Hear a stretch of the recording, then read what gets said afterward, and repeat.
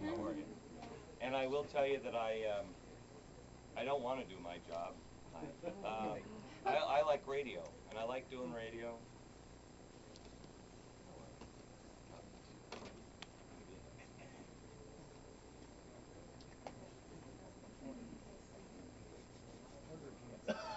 Well, I'm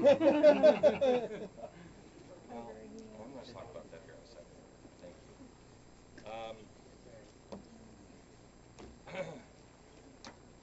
But I don't think I have a job. I think I have a calling, and it's not something that I talk about on the air. But 2 years ago, I look at things differently. I had a stockbroker come up to me, his friend. He's a big New York stockbroker, and he came up to me about 2 months ago, and he almost threw me up against the wall. This is a friend of mine. And he was at the end of his rope because his clients were losing so much money. And I had told him 2 years before, look out. And he dismissed me. And he'd watch my show, and he and his wife, he said to me that night, would go, he's crazy. What is he doing? And he came up to me, and he grabbed my shirt, and he almost pushed me up against the wall, and he said, do you have an education in this? Are you some finance genius?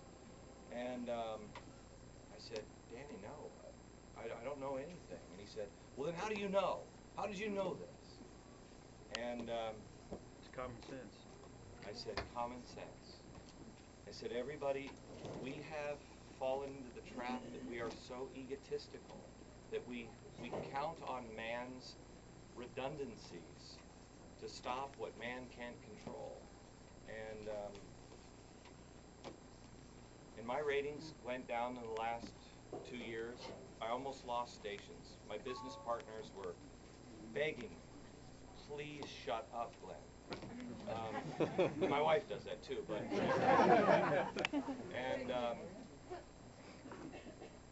and I couldn't, because I felt prompted that you need to be prepared.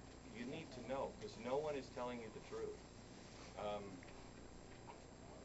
What I see now over the last 2 years has been truly frightening, and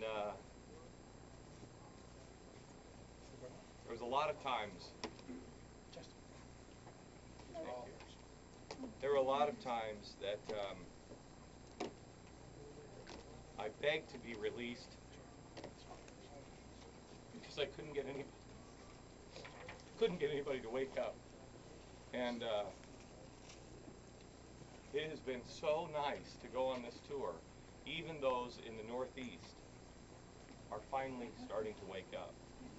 And how are you? Thanks. DC. Thank you. They're not going to. Thanks. And the people are starting to wake up, but people still don't have the full picture. What do we do to prepare? The biggest thing you can do, and I know this sounds trite to people on the air. Thank you. Thank you. But it is, look, I don't believe in coincidence at all. Thank you for coming. Thank you. And I will tell you, does anybody remember, thank you, sir. Does anybody remember when I was on the air with the Christmas show 3 years ago? Thank you. Thank you. And I said that I won't do this show again? Do you remember why it was that I wouldn't do the show? Do you remember? Anybody? How are you? Thank you. How are you? I wouldn't do the show again. How are you? Hey, it's great to meet Thank you. Thanks. You're our hero. Thank you. Thank you. I wouldn't do the show again, hi. Because thank you. Because at the end of the show was an 8-minute version of the Christmas one, and it was too hard for me to tell that story every night, and it wasn't. It was an 8-minute version, This, if I would have told this, if I tell this book on stage, I think they figured it out. It was 3.5 hours long. I said I wasn't going to do it again. My staff freaked out and said, well, what are we going to do for a show? And I said, I don't know. And I went on vacation, and I felt impressed. I came back and said to my staff, I have to tell a 110-minute version of this story. And we also have to release it as a novel. And they looked at me and they said, you're crazy. You couldn't make it through 8 minutes. How are you going to do it? And I said, I don't know, but we have to do it. That was 2.5 years ago. We started writing it, put it together. I prayed on it even this summer because I knew what was coming. I knew the financial market. I knew that, I mean, this is the most expensive thing I've ever done. It is deep into 7 figures with us with doing this show. There was no way to make money. My business partner said, Glenn, we could have a huge hit. We're never going to make money. I said, I know, but my wife and I have been praying on it. We're supposed to do it. So we're doing it. I know it sounds trite, but it didn't dawn on me until about 4 weeks ago. Why this book? I was supposed to do it because of the timing now.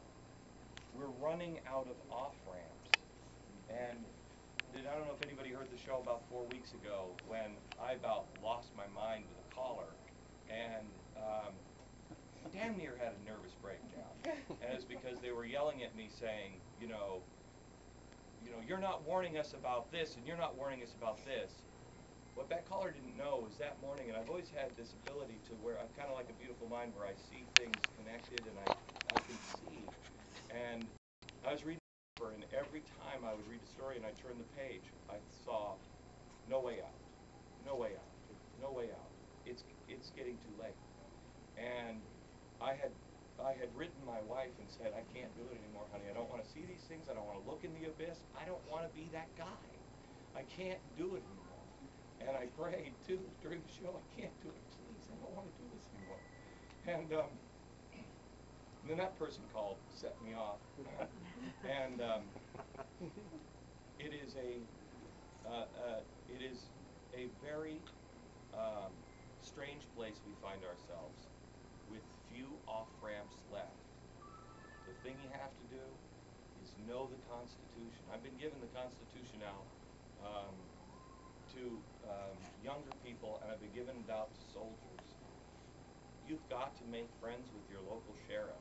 You have to let them know that you are on their side. You have to embrace your local police officers.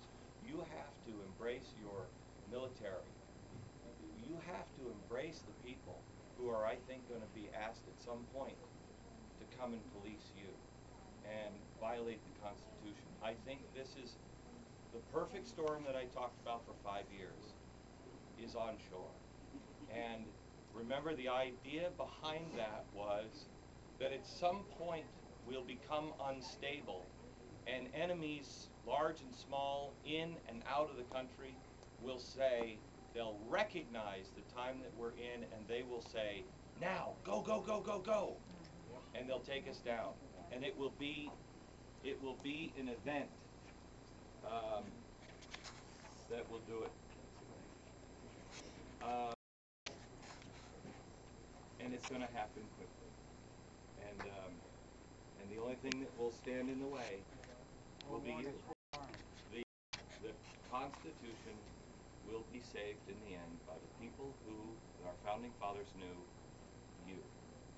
And pray, clear out all of the stuff, know who you are, know what you believe in, know who we were as a people 200 years ago. Know your history. Teach your children that they don't get medals, they don't get trophies for being mediocre.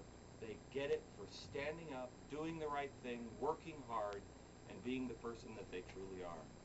We are truly counting on you. Our voices, the reason I went over to Fox, one of the big reasons is I needed to be with people who would actually stand with me when the time would come.